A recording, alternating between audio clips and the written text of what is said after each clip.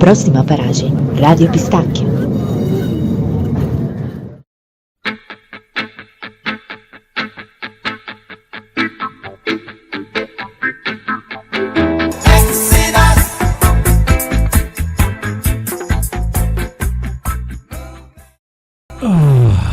Allora, cari amici pistacchioidi, mais um episódio em português, nosso em português macarônico, meio italiano e outra metade também.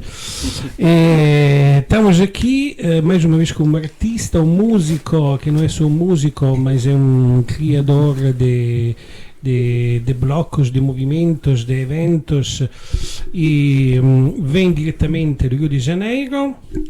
Chegou agora do Rio só para ser entrevistado. Júlio Brechó, obrigado por teres vindo aqui na nossa casa. E espero que tu esteja gostando dos vinhos também. Na nossa casa de Dafne. Júlio, então, eu li a tua biografia, que era rica de acontecimentos, digamos assim. Entretanto, há muitas coisas que me ficaram aqui na cabeça, muitas perguntas. Eu gostaria de partir da Holanda.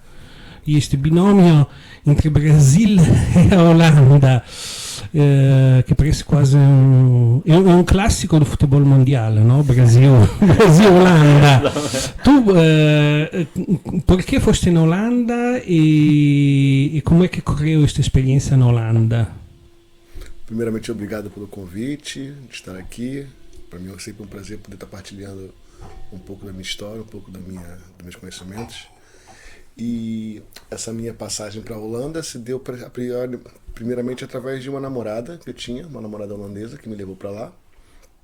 E na altura eu estudava para ser ator e tive, como todo estrangeiro, uma barreira com a língua. E lá a minha conexão com o teatro foi através das artes técnicas, né? Eu já fazia, quando atuava, tinha um grupo de teatro, também já fazia produção técnica, som, luz, iluminação. E quando eu estava na Holanda, uma oportunidade de trabalho que eu tive foi nas artes técnicas. Então a minha passagem pela Holanda é muito mais como técnico, mais basicamente de iluminação, né? E também com a produção musical, porque foi lá que eu comecei também a minha carreira profissional como músico. Ok, allora, tu disseste, foste lá perché a tua namorada era olandesa, mas, digamos, quando foste para lá, foste rodeado de holandeses. Então, os holandeses, como é que são? É um povo solar, é um povo meio tranquilo, é um povo que é envergonhado, que tu precisas de algum tempo para fazer amizades, como... Sim, eu cheguei na Holanda, como fui através da minha namorada, e fui muito bem acolhido, né, com um ambiente familiar e num ambiente de amigos. Então a minha recepção foi muito calorosa, assim, porque a pessoa também era uma pessoa incrível, que todo mundo adora. E eu também era palhaço, né, fazia comédia, então era muito mais, eu tinha uma facilidade também de se fazer amizade na altura. Apesar do povo holandês ser um povo bem mais fechado, né? Se for comparar com brasileiros, na verdade com povos mais latinos, né? É um povo, assim como na Europa, a maioria dos povos são muito bem fechados, muito mais reservados do que normal, né? Eu acho que tive uma facilidade maior de fazer amizades e estar no meio holandês pela escolha também de aprender a língua, né? Eu tive que aprender a língua, então eu falava, e esse esforço é muito bem reconhecido por eles, né? Apesar do holandês não ser uma língua muito falada no mundo, né? Eles valorizam muito a cultura holandesa e pelo fato de eu falar holandês também, fui sempre muito bem recebido no trabalho, em qualquer lugar que eu tive, sempre fui bem. Apesar de ouvir muito que também é um país muito preconceituoso, eu nunca percebi isso. Talvez é porque eu era muito jovem, eu era muito estúpido e não tinha percebido. Mas se eles são preconceituosos é de uma forma muito, muito sutil, porque é um povo mesmo muito respeitador, né? E uma coisa que eu ouvi lá é que eles podem não gostar de você, né? Podem não te aceitar, mas eles toleram, né? E essa tolerância é uma coisa muito importante, que mesmo que ele não aceite, não está de acordo contigo, se temos que trabalhar juntos, vamos trabalhar juntos, se temos que estar juntos e fazer alguma coisa, vamos fazer, mas depois que isso acabar, acabou, não tem relacionamento. Em que cidade da Holanda? Eu morei em Amsterdã. Ok. Morei algumas vezes em outras cidades também, mas muito curto tempo. A maior parte do tempo foi em Amsterdã. Que ano foi isso? Eu cheguei em 2006 e saí de lá em 2013. E como é que isso mudou, entretanto? A cidade de Amsterdão sempre foi assim tão multicultural ou inicialmente não era assim? Na verdade, eu fui, como falei, através de uma namorada e eu tinha um visto de companheiro. E depois a gente se separou. Eu consegui um visto de pequeno empreendedor. E no último ano, em 2013, eu não consegui mais renovar o visto, né? Eu tinha muito menos trabalho por causa da crise, foi o ápice da crise, né? Que a Europa estava mesmo em decadência. E eu precisava comprovar rendimentos para poder manter o visto, e nesse ano eu não conseguia. E também fiz uma escolha, uma escolha nesse ano, porque também já estava apto para tirar a nacionalidade holandesa, e eu abdiquei disso para mudar aqui para Portugal. Ok. E porque já estava com um outro relacionamento com a portuguesa, e resolvi vir para Portugal para casar em Portugal, e abdiquei de toda a minha história na Holanda, e não fiz também esforços para tentar renovar o visto. Essa minha vinda para Portugal não deu muito certo. E eu não quis estar lá ilegalmente, porque a situação ilegal lá é muito mais complicada, né, do que aqui em Portugal, por exemplo, né, porque as leis são muito mais rígidas, mais flexíveis, né? Lá não existe essa flexibilidade, e para mim não seria uma condição de estar ilegal, porque eu conheci muitas pessoas em situação ilegal lá, e era uma situação meio desumana, assim, e eu não queria passar por isso, e aí eu retornei para o Brasil. Ok. No, então, os teus primeiros passos na Europa foram mesmo na Holanda? Meus primeiros passos na Europa não, cheguei direto na Holanda, né? Ok. Cheguei lá, já fiquei barrado na imigração. Primeiro, passaporte cheirando a novo, né? Não falava inglês, não falava holandês. Aí eu lembro que eu tive que falar com alguém pelo telefone, um tradutor, pelo telefone na imigração. Aí a minha ex teve que assinar um termo de responsabilidade por mim. E foi quando eu tinha acabado também de mudar as leis de imigração. Porque antigamente parece que as pessoas, para renovar o visto, elas saíam, ia para a Turquia ou ia para outro lugar que não fosse mais a área Schengen, e retornavam, renovavam o visto. E a partir desse primeiro momento, já era bem recente, que foi implementado essa regra dos 90 dias. Você pode só ficar 90 dias, depois tem que ficar 90 dias fora para poder retornar. Mas tu, quando chegaste lá na Holanda, foi inicialmente com o espírito um pouco de querer mudar de país, assim um pouco na aventura, ou já tu tinhas na cabeça este objetivo de ser músico?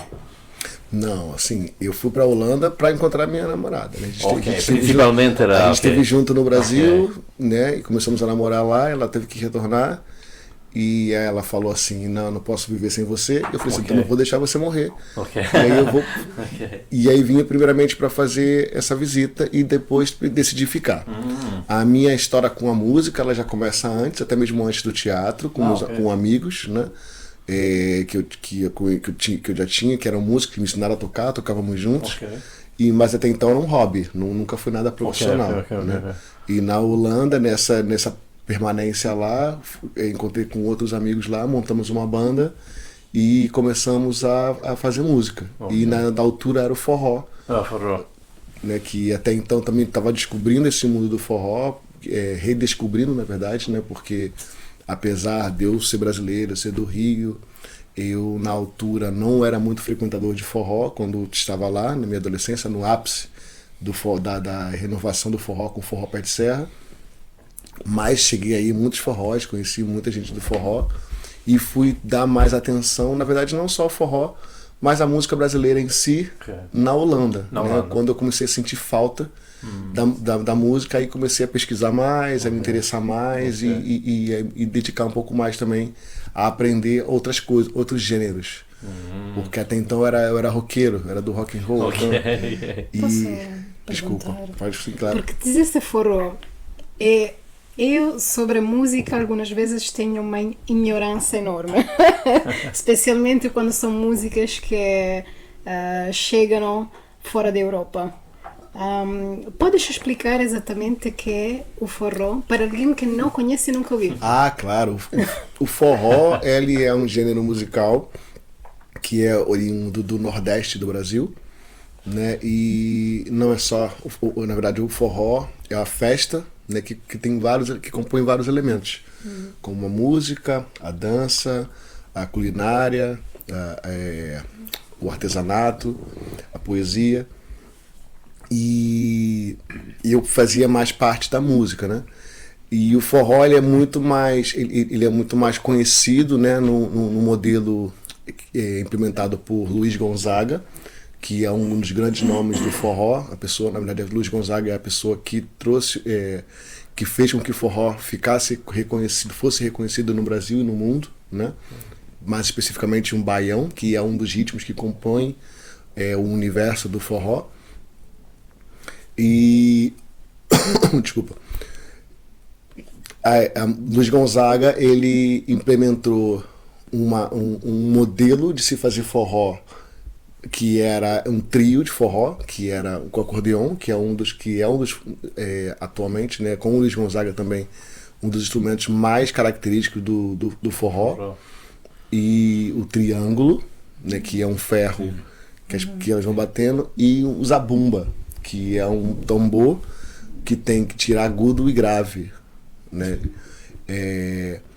E atualmente o forró é muito visto nessa formação, mas essa formação foi feita por uma promessa feita por Luiz Gonzaga de levar o forró para todo o Nordeste, porque ele vem de Exu, em Pernambuco, acho que é Pernambuco, e vem para o Rio de Janeiro, onde ele passa a ficar conhecido e famoso na era do rádio, ali nos anos 20, 30.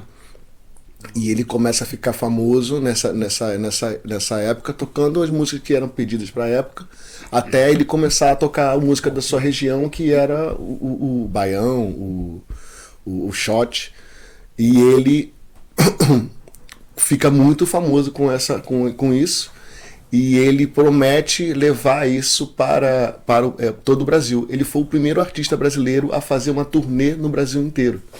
E essa turnê era um caminhão, era ele num caminhão com mais dois camaradas, né? E ele chegava nas cidades, abria a caçamba do caminhão e tocava numa praça pública, passava anunciando, vai ter Luiz Gonzaga, que até então Luiz Gonzaga era uma lenda, né? Que as pessoas no Nordeste do Brasil ouviam o rádio, ouviam muito falar no Luiz Gonzaga, mas era aquela coisa muito distante, que está lá no Rio de Janeiro, né? Falando de, sei lá, década de 40, 50, uma época que a pobreza era muito maior, né? E a distância no Brasil é também muito comprida. Sim, a gente não viajava como agora, né? Não. E aí, uma forma de logística que o Luiz Gonzaga teve, que foi desenvolvida naquela época para conseguir cumprir essa promessa de levar o forró, não o forró, mas da sua música, para os seus fãs no Nordeste do Brasil, foi dessa forma, com um acordeão, zabumba e um trio. E isso agora atualmente é visto que o forró é isso, o forró pé de serra é isso. Mas o forró pé de serra é muito mais que isso, porque até antes mesmo dessa formação, o forró era feito para bailes, tinha muitos instrumentos que compunham o forró, várias percussões, instrumentos de corda, instrumentos de sopro, até o próprio acordeon, que é muito, como fala, que atualmente é muito característico para o forró, era na época um instrumento difícil de se ter, porque é um instrumento caro, né? Então, antigamente se fazia forró com outros instrumentos, com a rabeca, com como que fala, com como fala, concertina, ou fala sim. o de 8 cordas, o baixo, como fala, um acordeão que só tem 8 baixos. É uma coisa muito sim, mais... é um tipo de concertina, não sei o nome em português, mas pronto. Mas esse acordeon que o Luiz Gonzaga traz, né, não que ele traz, mas que ele passa a tocar e leva e populariza dentro do universo do forró, né, não é o origem, né? Mas passou-se a se tornar tradicional Claro. com o Luiz Gonzaga. Não, mas também uma da coisa que não sabe Daphne, uma das coisas principais do forró é ou seja, a dança. A danza, nem imaginas quantos casais se formaram graças ao forró. Eu até conheço casais de italiano com brasileiro, porque a diferença do samba, que o samba pode dançar sozinho, o forró é mesmo de casal. Tu tens um passo, e não é tão difícil como falaram, não é? Como passos de dança. E isso da dança, acho que é uma das principais atrações da... Sim. Isso que eu falei, ali nos anos 90, né? Essa coisa com a renovação do forró, foi explorado muito a dança, né? Então, até então o forró era de cultura popular, né? A dança também era muito popular, até que em várias regiões do Nordeste do Brasil se dança forró de formas diferentes.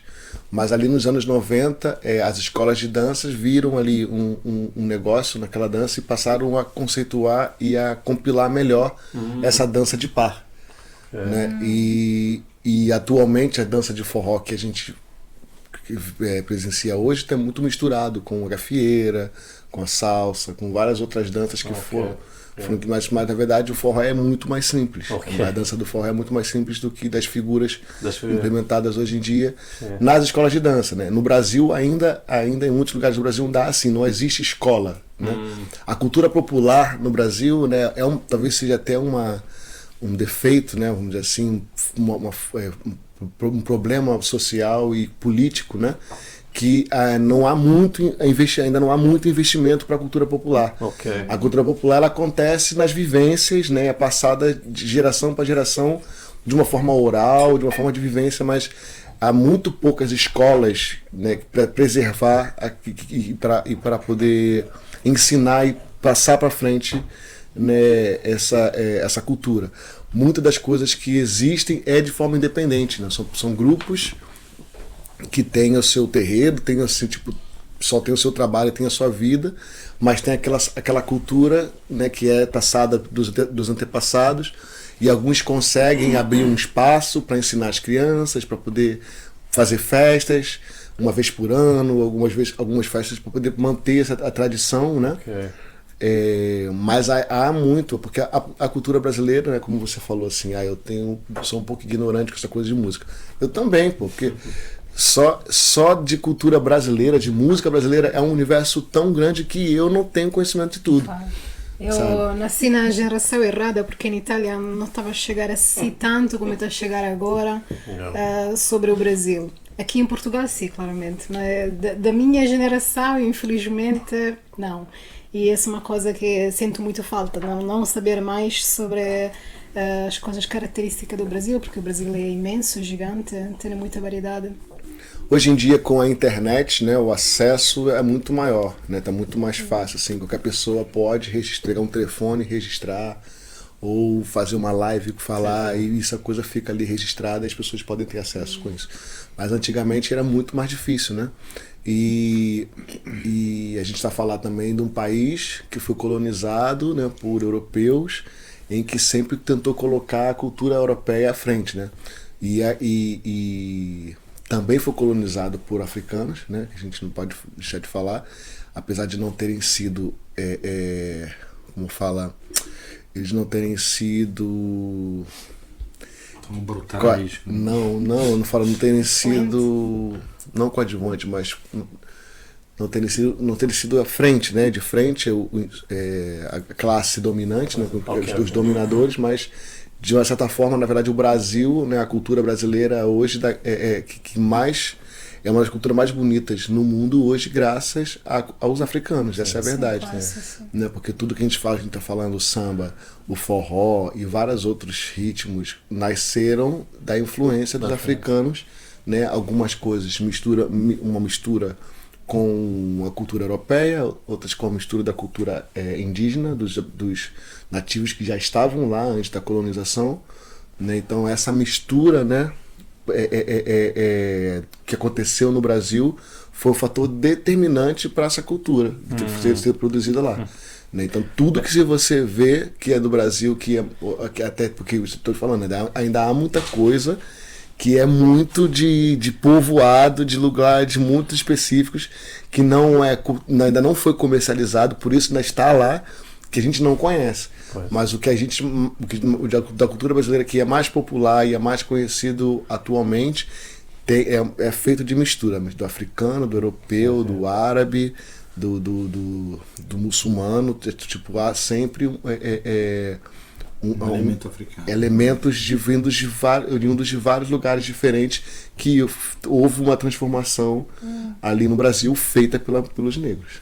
Sì, di fatto come una coincidenza tivemos o Chalo Correa, o artista de samba, no? O samba passou, depois influenciou, não é? Foi uma das, digamos, bases para a criação do samba, parece.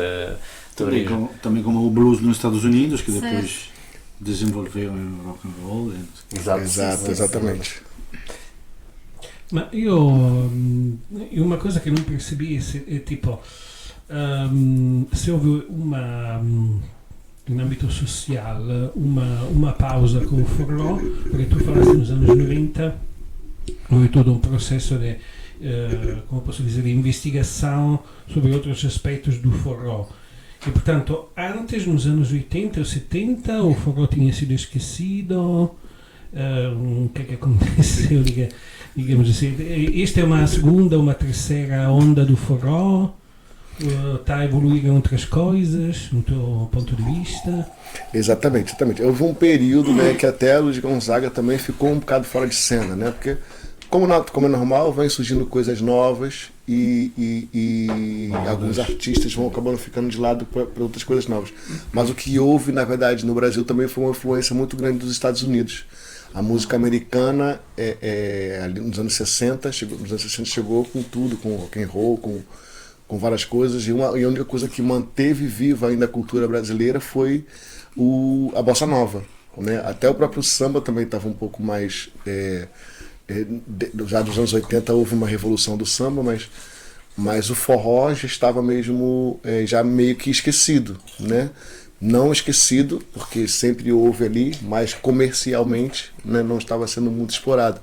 Até que nos anos 80, né, o Gonzaguinha, que é o filho de Luiz Gonzaga, traz Luiz Gonzaga de volta para a cena, né, gravam umas coisas juntas, e aí muitas pessoas acabam relembrando do Luiz Gonzaga e acabam gravando o Luiz Gonzaga também. Okay.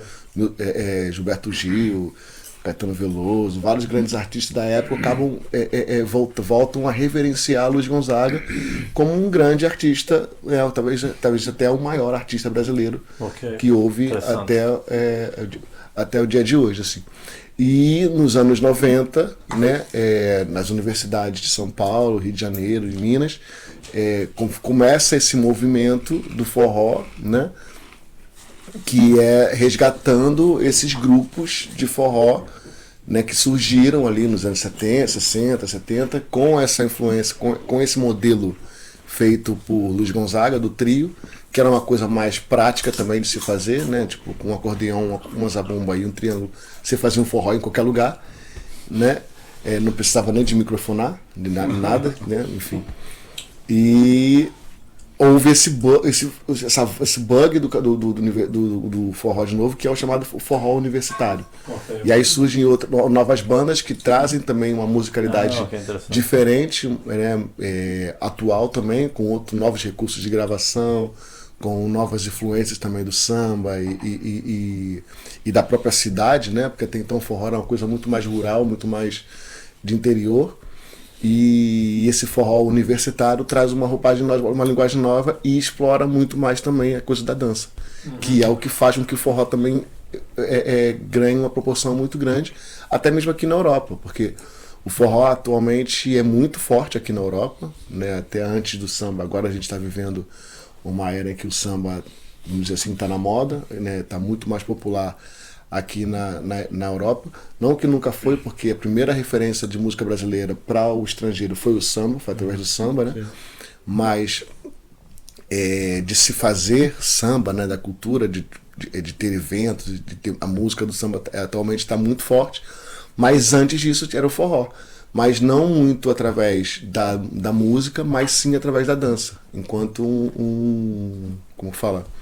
enquanto um divertimento mais de dança. Até aqui na Europa é muito comum que as pessoas falam, você sabe o que é forró? Eu falo assim, o forró é uma dança do Nordeste. Assim.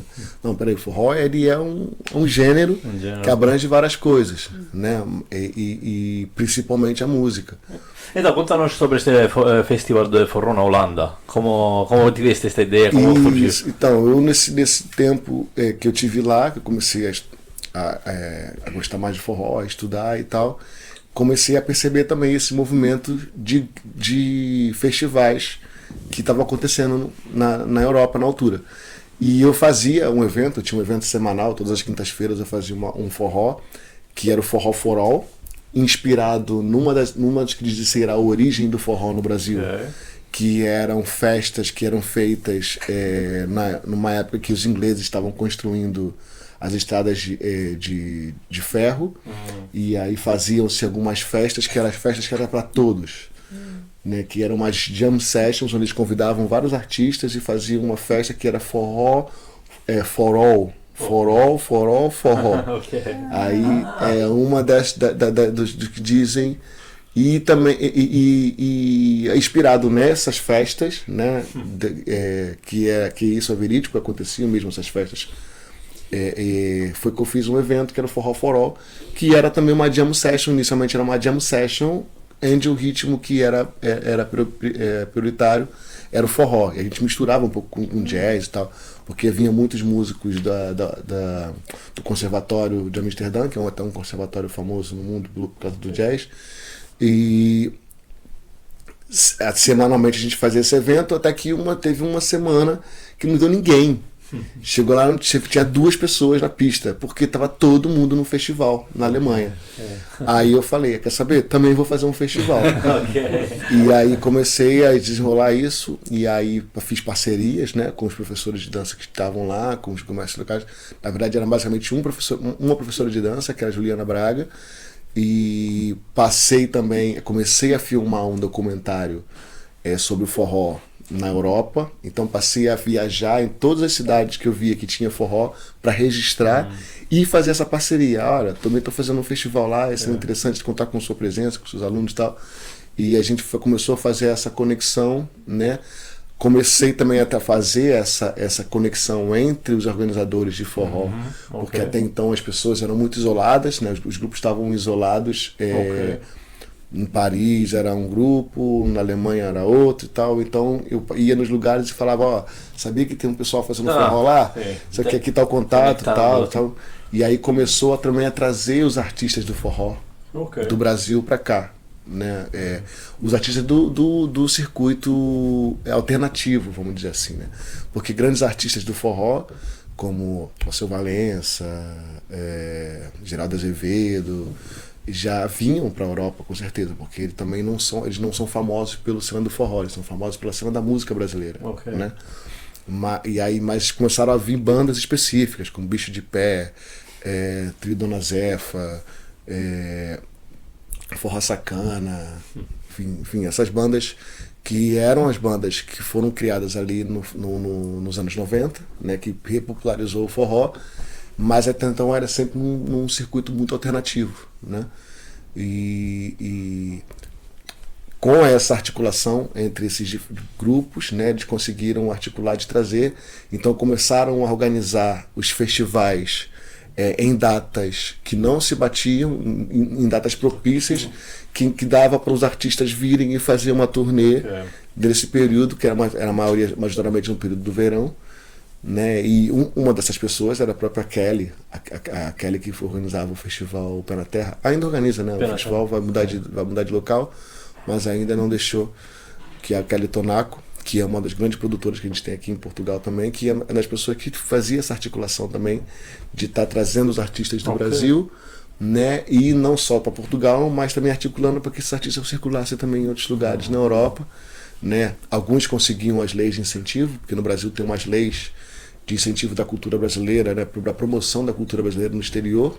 Então o governo brasileiro financia as passagens e hospedagem dos artistas, né, se eles tiverem lugares para tocar e divulgar a cultura. Então a gente fazia essas articulações para conseguir trazer, assim, conseguimos viabilizar esse movimento. Ok. Olha, talvez te deixamos respirar, se quiser fazemos uma pequena pausa. Pausaria. Olha, temos duas músicas tuas. Qual escolhes? Legal. Olha, temos Palhaço Brasileiro e Pense Adoro. Palhaço Brasileiro. Conta um pouco a história, introduz. Cara, o Palhaço Brasileiro é como fala, um marco muito grande na minha vida, que é com a história do teatro, na verdade, que eu lembro que antes de vir para a Europa eu já estava estudando para ser ator e eu participava de um grupo de teatro que chamava Os Escrachados do Teatro, que foi para mim a minha maior escola, né, não só artística, mas de vida também, do relacionamento com os artistas, como fala, de todas as dificuldades que a gente tinha para poder conseguir fazer os espetáculos, da criatividade, tudo isso. E era um grupo que fazia teatro na rua. Né? E quando eu comecei no grupo, a gente estava numa fase de fazer teatro na praia. A gente tem uma praia, um posto 9 em Ipanema, é um local muito famoso lá no Rio de Janeiro, um ponto específico lá no Rio de Janeiro. Nós fazíamos todos os domingos uma encenação no posto 9, e eu ingressei no grupo nessa altura. E alguns que composiam, que faziam parte do grupo, né, tinham composto essa música que era o Palhaço Brasileiro, que fala sobre um artista brasileiro, né, que ele é um artista de rua, né, e que ele não tem um devido reconhecimento, né, porque normalmente as pessoas encaram, na verdade, essa cultura do consumo, né, as pessoas só reconhecem um artista depois que ele aparece na Globo, que é uma televisão, um programa de televisão muito famoso e na altura muito influente, né, no Brasil. Então as pessoas só reconheciam como se fosse um artista se você aparece na televisão. Se você não aparece na televisão, então você não é artista. Então muitos ficavam famosos com essas coisas da televisão. E essa música fala um pouco sobre isso, sobre que o artista, ele tá na rua, né? Ele tá ali, e esse é o verdadeiro artista, né? Que ele transforma o ambiente onde ele está, independente de onde ele esteja, né? E é trazendo essa atenção também que é importante, como falar, reconhecer esse artista. E quando eu vim para Portugal, agora em 2017, eu vim com essa intenção também de se fazer arte na rua. Né? Até hoje eu mantenho essa política de fazer e trazer a cultura para a rua, e eu desenvolvi um personagem, né, nessa minha atuação de rua, que era o Palhaço Brasileiro, né, que é inspirado nessa música, que para mim como falam, um divisor de águas, na verdade. Tanto essa música é uma trilha sonora de um período que eu vivi no Rio de Janeiro, né, das amizades que eu fiz, da abertura de olhos também. Eu estava nessa transição de adolescente para adulto, né, começando a ter as responsabilidades, e essa música foi meu carro-chefe durante muito tempo. E quando eu fui gravar o meu disco, foi o meu primeiro disco gravado, que foi gravado aqui também com financiamento vindo das doações que eu recebia nas atuações de rua, eu senti a necessidade de gravar, e por acaso o disco não se chamou, né, não se chamou Palhaço Brasileiro, senão o disco chamou Semente, mas consegui as devidas autorizações para gravar, e eu fui a única gravação que temos que eu fiz. Dois dos compositores já não estão mais aqui entre a gente, né, já faleceram e não tiveram a oportunidade de ouvir a gravação, né? Tudo isso já aconteceu depois disso. Mas pronto, tá aí. Tá aí, então. Palhaço Brasileiro. Palhaço Brasileiro. De manhã eu me apego com meu Deus, pedindo força, que hoje é dia de batalha.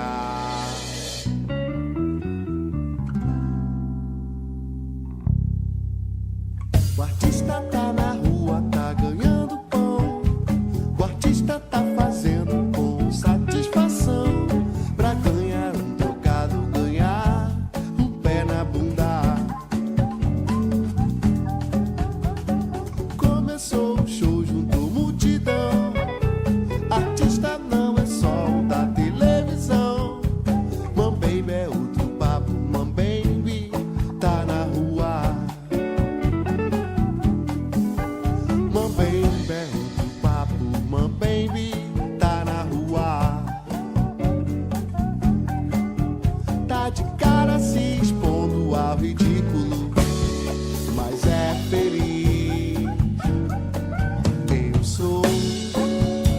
palhaço brasileiro, sem picadeiro, desempregado, sem pai nem mãe. Eu sou palhaço brasileiro, sem picadeiro, sem camarim. O artista tá na rua, tá ganhando pão. O artista tá fazendo com satisfação, pra ganhar um trocado, ganhar um pé na bunda. Começou o show junto multidão. Artista não é só o da televisão. Mambembe é outro papo, Mambembe tá na rua. Mambembe é outro papo, Mambembe tá na rua. E tá de cara se expondo ao ridículo, mas é feliz. Eu sou palhaço brasileiro, sem picadeiro, desempregado, sem pai nem mãe. Eu sou palhaço brasileiro, sem picadeiro, sem camarim. E muitas palmas e sorrisos arrancar da multidão. Corda bamba, jogo de cintura. Uns vendem anéis, outros tocam seu violão. E muitas palmas e sorrisos arrancar da multidão. Corda bamba, jogo de cintura. Uns encenam papéis, outros catam latas no chão. Porque eu sou palhaço brasileiro, sem picadeiro, desempregado, sem pai nem mãe. Eu sou palhaço brasileiro, sem picadeiro, sem camarim. E muitas palmas e sorrisos a cada multidão. Corda bamba, jogo de cintura. Uns vendem anéis, outros tocam seu violão. E muitas palmas e sorrisos a cada multidão. Corda bamba, jogo de cintura. Uns encenam papéis, outros catam latas no chão. Nega Maria vai preparando o seu jantar. Maria, Maria, espera teu nego chegar. Nega Maria vai preparando o teu jantar. Maria, Maria, espera teu nego chegar. Porque sou palhaço brasileiro, sem picadeiro, desempregado, sem pai nem mãe. Eu sou palhaço brasileiro, sem picadeiro, sem camarim.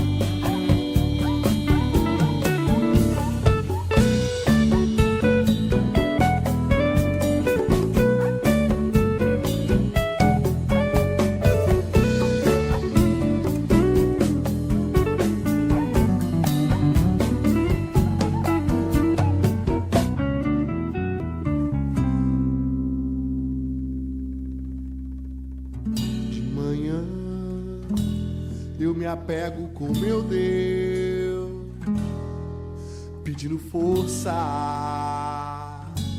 que hoje é dia de batalha. Bene, voltamos mais uma vez e com Júlio. Júlio, estavas a falar, digamos assim, tua experiência como filmmaker, se não estou errado. É assim, enquanto a gente estava aqui ouvindo a música, estávamos falando um pouquinho também sobre esse documentário que eu tive a fazer, né, na Europa. Viajei algumas cidades, na verdade foram diversas cidades, alguns países. Eu tive um problema financeiro grande nesse período, porque eu senti necessidade de registrar esse movimento que estava em ascensão aqui na Europa, do forró. E fui assim, viajando de cidade em cidade, ia procurando, né? Na época era muito utilizado o Facebook. Okay. Então eu passava muito tempo no Facebook lá buscando os grupos de forró, né? E as páginas, os perfis das pessoas que promoviam forró na Europa. Ia lá, visitava, sempre que tinha um evento, eles iam fazer um evento na época, que era muito mais os festivais. Então havia um festival, eu entrava em contato, falava, estou gravando um filme, será que eu poderia participar e registrar e tal. Sempre fui bem recebido, graças a Deus a comunidade foi muito bem acolhedora. E nesses festivais acabava conhecendo outras pessoas também, né, das pessoas que iam lá conhecendo. Então foi assim, Alemanha, Itália, França, Bélgica, Portugal. Então vi alguns países, até a Rússia eu cheguei aí, registrando o movimento do forró, que estava em ascensão. Então na época eram alguns, e depois essa coisa foi crescendo e crescendo e crescendo, os festivais também foram crescendo. Houve um período em que haviam 70 festivais de forró na Europa, né? Era mais de um festival por final de semana. Então é uma coisa que virou mesmo uma coisa muito grande, né? Até a pandemia. No pós-pandemia a coisa deu uma baixada. Eu, na verdade, também já não estou mais acompanhando, já não acompanho mais o movimento. Estou mais agora trabalhando com o samba, né? Com esse projeto do samba colaborativo, explorando essa coisa de trazer a cultura para a rua. Né? E uma das coisas que eu faço no samba colaborativo é trazer artistas da cena do samba que não são propriamente artistas de rua, né, mas são artistas profissionais de samba, e os convido a estar atuando numa atividade de rua e mostrando o verdadeiro samba, né? Porque essa é também uma das objetivos do projeto, né? É trazer uma roda de samba genuína, né? Não uma coisa simplesmente, como a gente fala no Brasil, para inglês ver. Não é só uma coisa superficial, né? E não dá para ser superficial também, porque é uma roda de samba na rua, que tem 5 horas de duração. Então, raramente uma pessoa que não é mesmo do samba vai ter um repertório. E a coisa é super espontânea, né? Não é nada combinado. Muitas vezes o que eu faço é colocar artistas diferentes para se dialogarem lá, através da linguagem do samba, e a coisa vai fluindo. Pois vai falar. Desculpa, se não me pararem, eu continuo falando.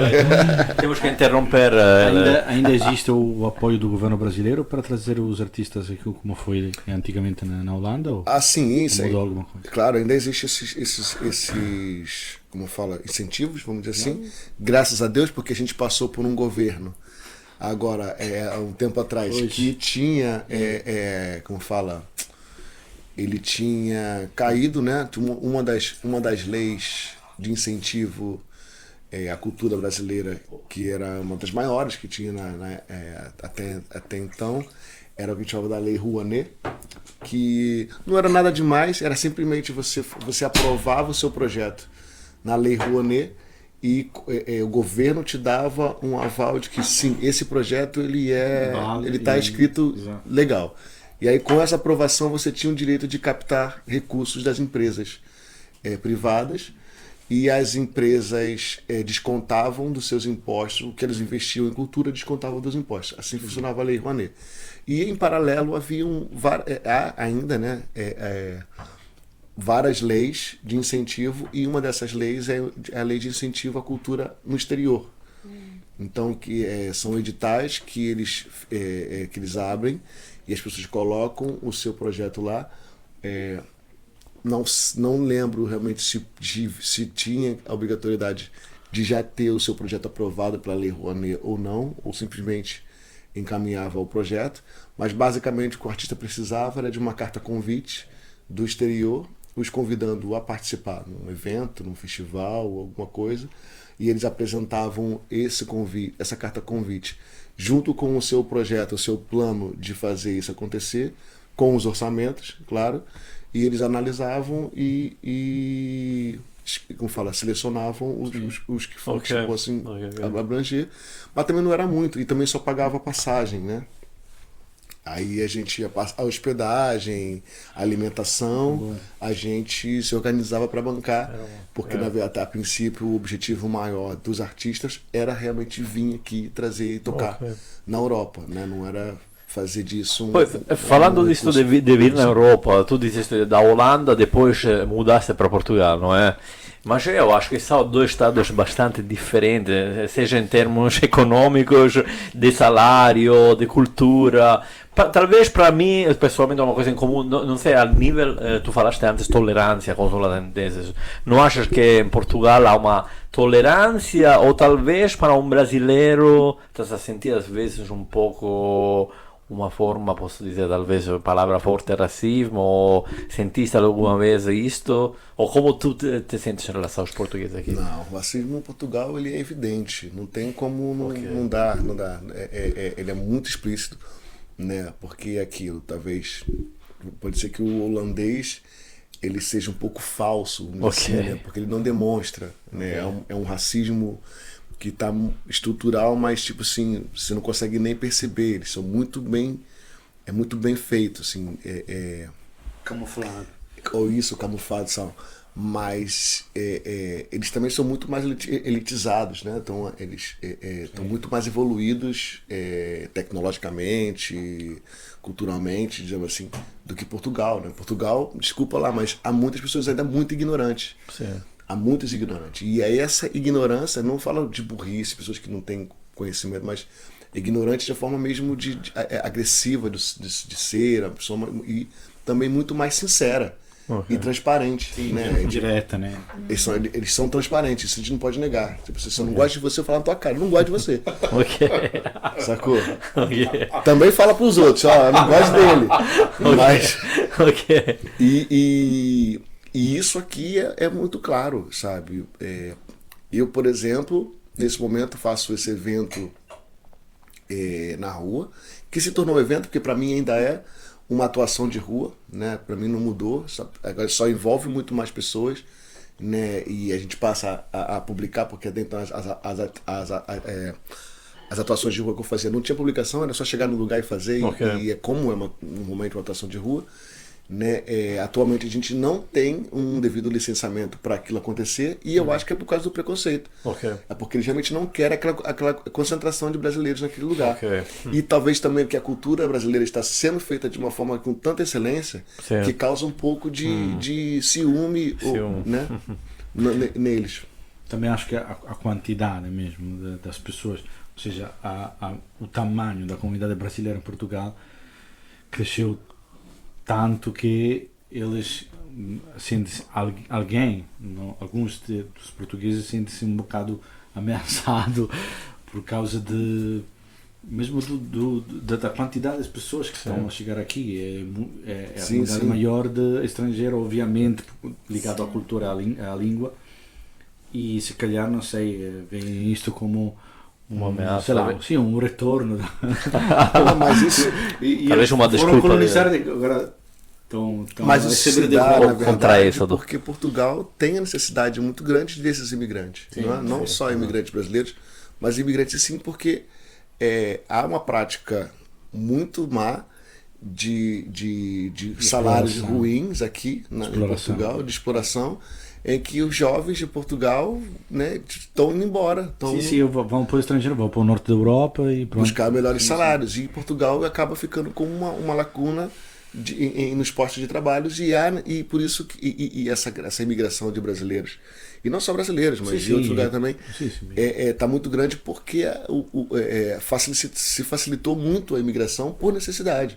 Né? Tipo, é diferente lá da Holanda, né? Em que o controle é muito mais restrito, né? Porque é um país muito pequeno, muito controlado e não dá para receber mais tanto imigrante, já está tudo funcionando. Né? E eles também investem muito bem no seu próprio povo para que eles possam produzir riqueza e que eles possam. Que é tudo sob imposto. Quanto mais imposto, quanto mais a pessoa ganha, mais imposto paga, assim, melhor o Estado vive. E lá há também uma distribuição de renda muito melhor do que aqui. Né? A concentração de renda é muito menor e as riquezas altas são mais bem taxadas lá do que aqui. Aqui tipo, parece que quanto mais dinheiro você tem, menos taxa você paga. Ou você abre a sua empresa no exterior, em algum lugar, na Suíça, numa paraíso fiscal. Como estás a encarar estas diferenças? Porque acho que há uma diferença mesmo em termos mesmo econômicos na tua gestão, não é? Das economias. Tu no início sentiste um pouco em choque? Como foi teu começo em Portugal? Sim, claro, primeiramente eu vim a Portugal em 2013, né? Que eu cheguei aqui vindo da Holanda, ia mudar para cá, ia imigrar para cá, fiquei aqui durante 2 meses, vi que também era um período que estava em crise e foi um bocado complicado e não consegui, mas consegui sobreviver esses 2 meses que eu tive aqui através da arte de rua, né? Até então valia bem, muito mais, porque antigamente o poder de compra era muito maior e Portugal era muito mais barato também, mas também não tinha a quantidade de turismo que tem atualmente. Né? Quando eu voltei a emigrar para cá, mas agora para morar mesmo em 2017, né, eu cheguei também já com uma outra política, quando em 2013 os franceses, os ingleses compraram tudo, né? Eles em 2017 já estavam com tudo, com uma política toda orquestrada para o turismo, né? Aprovando um monte de prêmios, né? De Portugal, o melhor destino do mundo, Portugal, o lugar mais seguro para se viajar e tal, e o lugar mais barato, né, quando se come bem.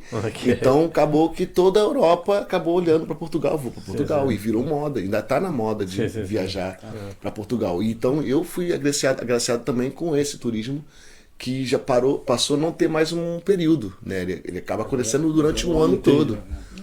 E por isso também que o nosso projeto não para mais no inverno lá no samba, porque há uma rotatividade. O único problema agora é que cada vez menos moedas, porque o sistema do norte da Europa, né, que é cada vez mais o banco tomando conta, né, que o dinheiro físico está sendo tirado de circulação, está chegando aqui também. Já começou a chegar aqui, sabe? Até porque essa influência desses ingleses, os franceses, né, os alemães e os italianos, né, que também estão aqui. Acho que tem menos. Os italianos estão mais aqui mais para trabalhar, não estão mais para explorar, como estão os ingleses e os franceses na sua maioria, sabe? Que transformaram o centro de Lisboa em um grande hotel. Né? Porque eu tenho acompanhado isso, que de 2017 até agora a comunidade local do centro de Lisboa está desaparecendo, sabe? Isso porque os custos estão cada vez ficando mais altos e o poder de compra da população continua só diminuindo, cada vez menor, né? E para poder potenciar o turismo. E também tem acontecido, não só aqui, a gente está falando em Lisboa, né? A gente está aqui em Lisboa, eu também não viajo muito Portugal para falar de Portugal inteira, né? Mas existe também, né, no Algarve, por exemplo, um turismo de resort, né, que é só estrangeiros, né? Tem alguns lugares que você vai em Portugal, no Algarve, por exemplo, em que a comunicação é toda feita em inglês. Sabe? Sim, só falta o nome das ruas ser em inglês também. Sim. E isso também é um pouco assustador, às vezes. Não assustador, mas então para você entender também um pouco do posicionamento do português, né? Ok. com essa questão da imigração. Porque a gente sabe, existe aqui um movimento, né, contra imigrantes muito forte pela direita. Sim, agora, sobretudo. Que até então quem está sendo prejudicado e apontado como alvo são os imigrantes pobres. Né? Mas a gente sabe que esse problema da imigração não é só por causa do imigrante pobre. Os imigrantes ricos que compram e transformam as casas das pessoas em hotéis não é pobre, sabe? Pois. E não são as pessoas que estão colaborando para que Portugal se mantenha. Está simplesmente somente explorando, porque o dinheiro que é conduzido também não fica aqui. Né? Esse dinheiro fica lá. Tá no próprio Airbnb da vida que a pessoa paga online, nem desconta imposto aqui em Portugal. E na questão que a gente estava falando, né, do preconceito contra o brasileiro, né, é muito maior por causa dessa questão, porque o brasileiro atualmente é a comunidade imigrante maior que existe aqui, sacou? E nós somos realmente muito, como falar, territoriais, a gente ocupa mesmo os espaços, somos muito ativos. E o que acontece também é que agora também não está só imigrando para cá o brasileiro pobre que está vindo aqui buscando uma oportunidade porque não tem mais o que fazer no Brasil. Está imigrando para cá os brasileiros com potencial, pessoas que são formadas nas universidades. Sim. E até pessoas que, com o governo do Brasil, o último governo do Brasil, há muitas pessoas que vieram de lá porque não viam mais. Como falar? Vieram para cá investir porque não viam oportunidade lá com aquele governo. Sabe? E então as pessoas vinham para cá para investir em Portugal e traz as suas companhias, traz as suas tecnologias e é uma realidade. O Brasil está muito à frente em muitas questões do que Portugal. Porque, como eu falei, mas Portugal está atrás de muito mesmo. Tipo, sim. até uma brincadeira que a gente faz, que a Europa está chegando em Portugal agora. Porque em 2017, né, 2018, com esse bug do turismo em massa para Portugal, era um caos. O aeroporto era um caos. Tudo era um caos porque Portugal não está preparado ainda para receber tanto turismo, tanta coisa, né? E ainda não está numa velocidade como o norte da Europa já está, né? Dessa coisa da automatização, da tecnologia, né? E eu vejo isso para o próprio Cais Sodré. No verão, no Cais Sodré, se vê a estação, é um caos. É uma quantidade enorme de turistas perdidos que não consegue comprar um bilhete para poder chegar na praia. Exato. E não tem ninguém para dar informação, sabe? Por quê? Porque era uma coisa ainda muito... Ainda está em desenvolvimento, sabe? Mas olha, desculpa, porque estava agora automaticamente outra pergunta. Não, porque estamos a falar numa maneira dos defeitos, problemas Portugal, mas ainda continuamos a morar aqui, de momento. Então, qual é na tua... Exato, qual é na tua opinião? Porque pontos a favor, tipo, algo de que Portugal é bom para... Então, o que aponta a favor de Portugal é o clima. Isso não dá para negar, né? O problema de Lisboa, né? Que a gente... E aí eu acho que é uma verdade, porque eu vivo na rua todos os dias, né? E são 300 dias de sol no ano. Sabe? E alguns dias nublado. Um dos pontos clima. Cara, uma coisa que me pegou de firme também é que desde a primeira vez que eu vim em Portugal, em 2012, foi a vivência na rua, né? Cheguei em Portugal, no bairro Alto, me trouxe uma lembrança muito de casa, porque no Brasil eu tinha uma vivência de rua muito grande, de cultura na rua, né? E eu cheguei ali no bairro Alto, com aqueles bares lá, as pessoas todas nas ruas, me lembrou muito, a casa me fez sentir, isso é massa. A música, tudo quanto é lugar tinha música ao vivo, né? Sim. Nos bares ali, tipo, muita produção de cultura, né? O fado, as músicas africanas e tal, há uma mistura muito grande. Então essa multiculturalidade que existe em Lisboa, né? É muito legal. Assim, eu já tinha visto isso em Londres. Passei um tempo em Londres também, eu tinha visto. Mas em Londres há a cultura dos guetos muito forte. Né? Há uma mistura, há diversidade gigantesca, mas cada um no seu lugarzinho. Aqui tá tudo misturado. Tá tudo misturado perto, e isso é maravilhoso. Você vai aqui mesmo nessa zona aqui de Arroios e Anjos, né? A quantidade de a diversidade de culinária que a gente consegue encontrar, É verdade. sabe? Isso é um ponto positivo, né? Tipo, e claro, ainda das coisas ainda sendo baratas. Tudo aqui no centro de Lisboa tá um absurdo, mas se você vai um pouco fora ainda, você consegue comer bem e barato, sabe? Você consegue fazer uma atividade cultural com preços acessíveis. Isso é positivo, né? Para que as pessoas possam ter acesso, né? E claro, a arte de rua, porque eu nunca vi tanto, assim, pelo menos em Lisboa, né? Uma das coisas, um dos grandes atrativos de Lisboa é a arte de rua, né? Que claro tem a sua majoritariamente tem os brasileiros fazendo, mas não só, sabe? E os brasileiros não estão só fazendo música brasileira, estão fazendo música de todos os lugares quando não é o original, sabe? E não é só música também, tem a dança, tem o artesanato, né, que as pessoas fazem.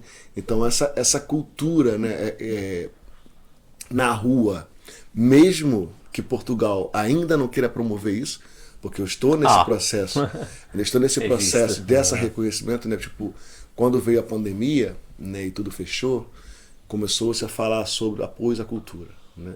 E eu me vi perdido, porque eu, enquanto artista de rua, não tinha nada na lei que me beneficiasse. Né? Tipo, então, Portugal não reconhece o artista de rua como um profissional da cultura.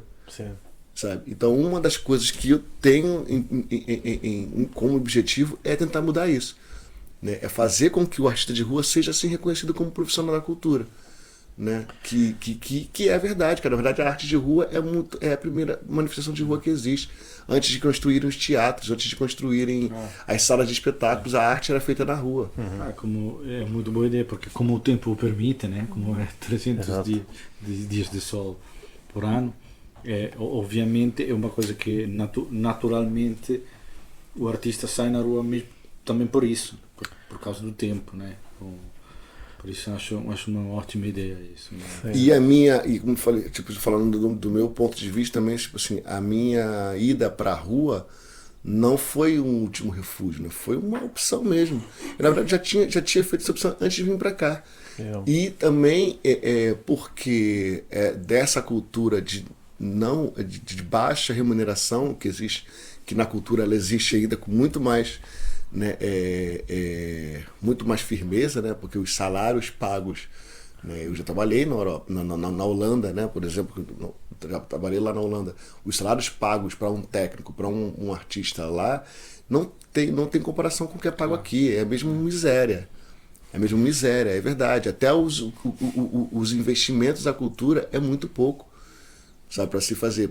E no alternativo tem um outro nome que eles falam aqui, quando não é o profissional, para as pessoas que trabalham no bar, que trabalham nos lugares que é assim ainda alternativo, às vezes sem contrato, sem nada, é ainda muito menor, sabe? E na rua eu conseguia rendimentos melhores. E tinha liberdade de fazer os horários que eu quisesse, de fazer os locais que eu quisesse. Quando eu vim para cá a primeira vez em 2012, conheci uma pessoa que trabalhava num bar 6 dias por semana, e ele trocava 5 horas todos os dias, voz e violão, para ganhar 50 euros. Eu falei assim, nossa, horrível. E tipo assim, que isso? Eu até então não entendia que também ele pagava muito barato de arrendamento, né? No caso, ele morava num apartamento do patrão, que era do patrão, em cima do lugar, então tipo assim. Mas ele para mim era um pouco de trabalho escravo, porque, cara, fazer voz e violão à noite, no bairro alto, sabe, aturando um público bêbado, de jovem, bêbado, sabe, até altas horas da manhã, é muito duro, não é? E eu falei assim, eu não tenho capacidade de fazer isso, sacou? Não tenho repertório para isso, não tenho energia para isso e não tenho nem coragem para fazer isso. Nem paciência. Às vezes podes querer dormir, né? Algumas vezes, mas ali no bairro alto. Porque você não tem noção, é um trabalho muito mais difícil, tá ligado? Do que um artista que vem tocar no Coliseu. Sabe? Um artista que toca no Coliseu, ele vai lá e tem algumas horas de ensaio é 1 hora e meia de espetáculo. Tudo certinho. 1h30 de espetáculo e vai lá, faz a apresentação, tá no hotel certinho e ganha 5 vezes até uma forma. Um mínimo, um 5 mínimo vezes. de. Mínimo 5 vezes mais do que isso. No, é para quem quer ver um pedacinho desta, digamos, música e arte de rua. Giulio Brachot está sempre eu digo un dispensador de alegria, de música no Caixa do Sodré com samba colaborativo. Eu conheci ele já tocando lá no Caixa do Sodré. Na verdade ainda te conheci quando estavas a tocar sozinho, mas depois eu percebi que tu tivesse esta ideia, no, do samba colaborativo. Cada fim de semana ele junta artistas praticamente de samba, como disse ele, profissionais. E para mim, como disseste tu, como é tão agora difícil, talvez, a arte na rua, com talvez o aumento do preço e tudo, eu acho que este samba colaborativo é uma forma de resistência, na minha ideia. E pois, porque samba colaborativo, por quê? Porque também, tu também podes dizer, é vivo graças também às ajudas dos músicos que participam e da gente, não é? Que com oferta ainda mantém este projeto. Exatamente. Que é essa filosofia do projeto, mas é mesmo essa, né? Porque, cara, às vezes a gente tem músicos ali que estão em turnê, que eles recebem um cachê de 400, 500 euros por cada show, sabe? E chegam ali para partilhar um chapéu que é sempre duvidoso, a gente nunca tem certeza de quanto vai ser, depende do público que vai estar no dia, depende do tempo, depende de tudo. Mas o mais importante é a produção cultural, né? De produzir cultura. Então a gente depende desses artistas, né? Depende do público também, que existe um público que já é um público frequente, vamos dizer assim, né? Mas na sua maioria ainda é um público espontâneo, até porque a gente opta também por divulgar muito em cima da hora, divulga um dia antes ou no próprio dia, né? Até porque a gente não quer atrapalhar também a cena musical que já acontece em Lisboa, né? Há algumas críticas sobre isso, né? Mas a ideia mesmo é manter mesmo como um evento de rua, sabe? E como a gente também está com essa questão do licenciamento, não temos o devido licenciamento, né? Já tivemos em conversa com a junta, né? Nas últimas conversas eu entendi que a coisa era mesmo porque eles não querem essa quantidade de brasileiros ali, porque eles licenciam outros eventos na nossa frente ali, essas feiras totalmente comerciais, que seriam para ser feiras típicas portuguesas, mas acaba sendo uma coisa para juntar estrangeiros, onde colocam um DJ tocando altíssimo na nossa frente, né? Mas não nos licenciam, né? Então essa coisa da resistência é mesmo uma opção. E nós estamos resistindo para poder manter esse espaço que foi conquistado ao longo desse tempo, né?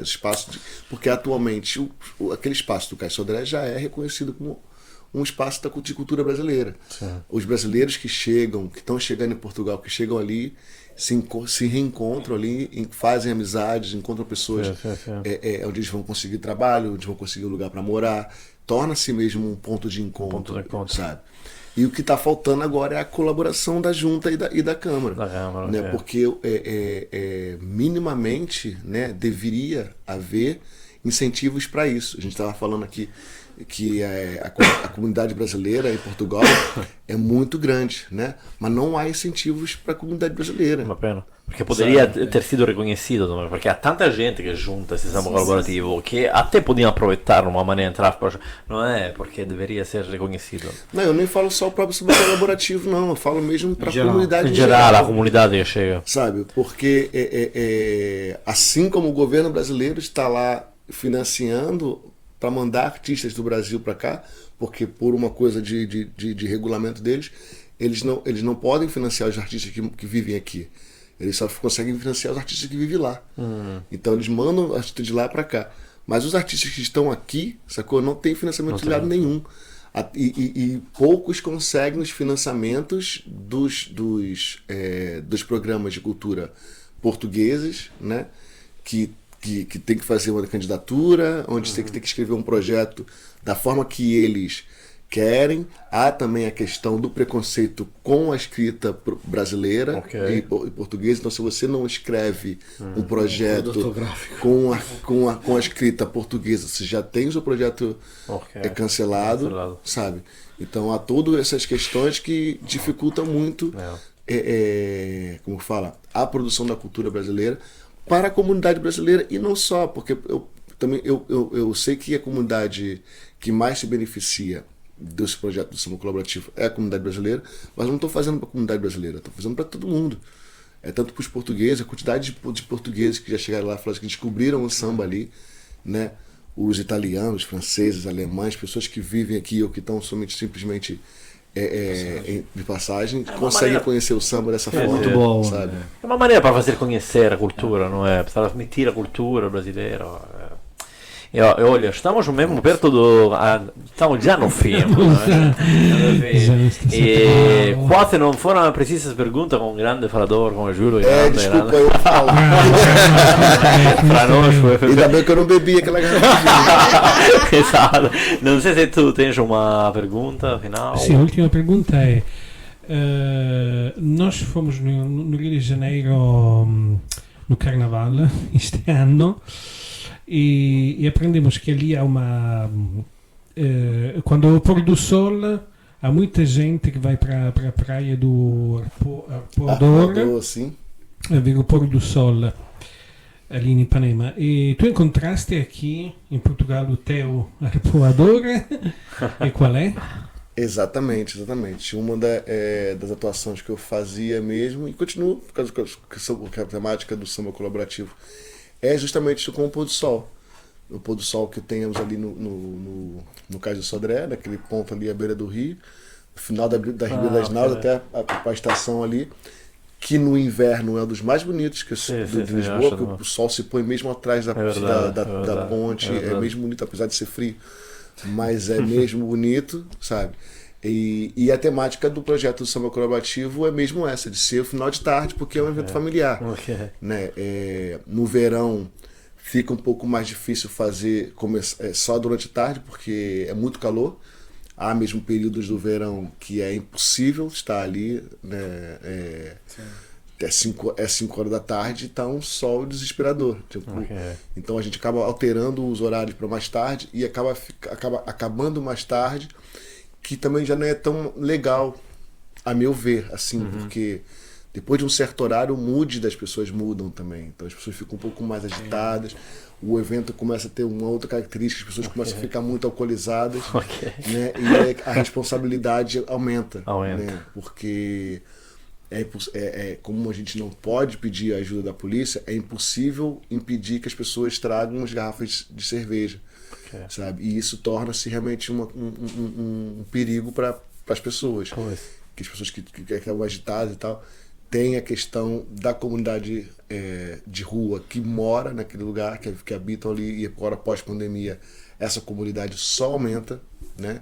A cada semana a gente acaba vendo mais pessoas que estão ali, vivendo ali, que por um certo lado também estão aproveitando dessa atuação. É uma forma também de, como fala assim, terapia para essas pessoas, vamos dizer assim, né? A maioria deles já me conhece, respeitam, né? Tipo, no início eles tinham alguns problemas, mas agora já estão mais controlados, porque eles já respeitam. E às vezes que não tem, né? Por algum motivo, chuva, isso aqui que não tem, e eles sentem falta disso, né? Então é mais um trabalho social que traz o projeto, né, para ali. Mas não só o nosso projeto não, mas a arte de rua em si em Portugal. Há vários outros projetos lindos que não estão devidamente atuando, porque talvez não tenha tanta coragem como eu tenho de chegar ali e colocar mesmo um sistema de som e peitar. E toda vez que vem a polícia ter que dialogar com muito respeito. Eles já entendem também que a gente está ali simplesmente expressando a nossa cultura, né? Porque a quantidade de pessoas que a gente tem ali, o equipamento que a gente leva para ali, a gente já entenderam que não dá para ganhar dinheiro com aquilo. Essa é a verdade, né? uma das coisas que era necessário é isso, que a própria Câmara pudesse investir. Ou colocar lá, primeiramente licenciar, dar para a gente uma permissão para se fazer, né? E se conseguir dar para a gente também infraestrutura, sabe? Contentores de lixo, os sanitários para as pessoas tá ali, vai minimizar também, porque uma das confusões que a gente tem ali, que a gente tem que amenizar, graças a Deus não tem tido violência, mas tem tido uns bate-bocas, que é a questão da casa de banho.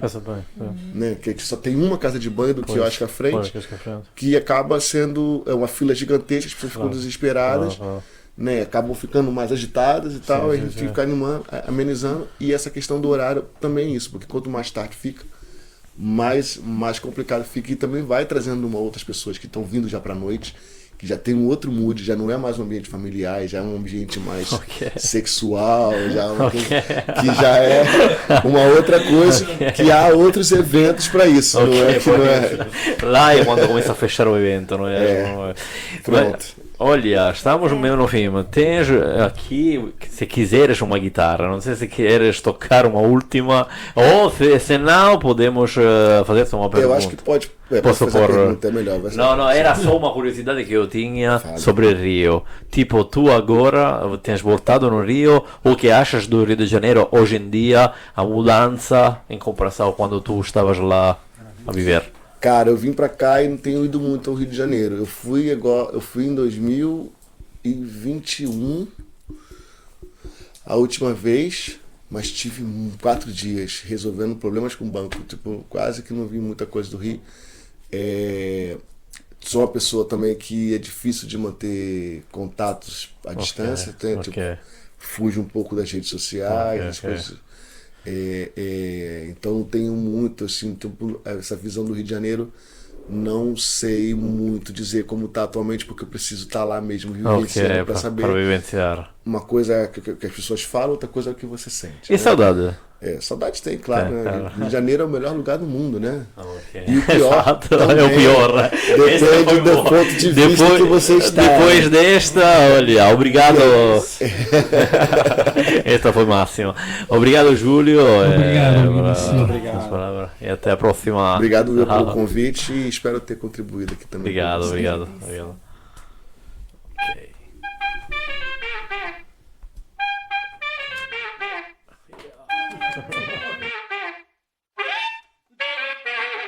Mas não, faltam só o álcool nos copos.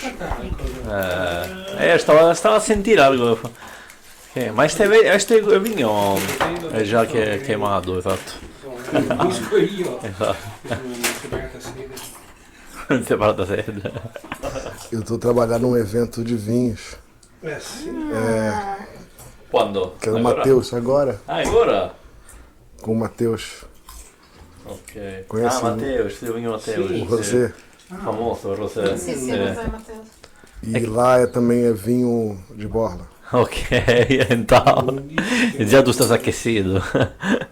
Não, por acaso eu não bebi ainda. Não bebeste ainda, ok. Sabes que conosco é obrigatório. Ah, é? Tá bem.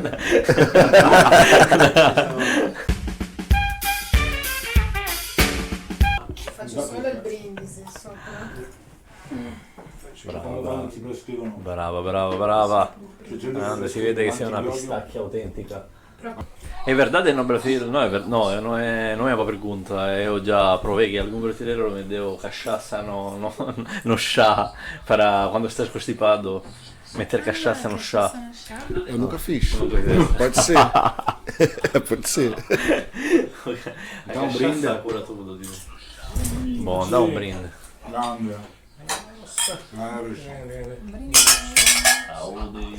Saúde. Vai faltar 3 minutos e entramos. Buono questo vino però. Olha, este vinho é bom. Quem é? Matheus aqui não sei se vai chegar a este nível.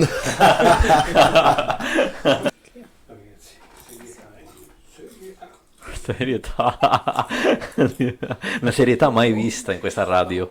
Ragazzi, devo mandare. Ok, già stiamo. Faltano 10 secondi o 10 o 15 secondi e ho lancio. Sono sempre emozionato. Ok, io lancio a musica para começar. 3, 2, 1, silenzio. Iscriviti al canale. Iscriviti al canale. Ora.